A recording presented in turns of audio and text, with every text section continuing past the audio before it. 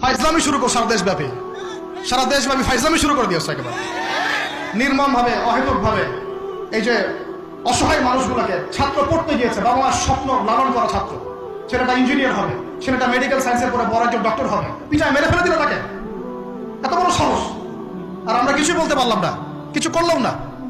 লা ইলাহা ইল্লাল্লাহ বলা একজন মানুষ যদি বেঁচে থাকে, ওই একজন মানুষের সম্মানে আল্লাহ পাক কিয়ামত দিবে না ইনশাআল্লাহ। মানুষকে পেটানো শুরু করেছো।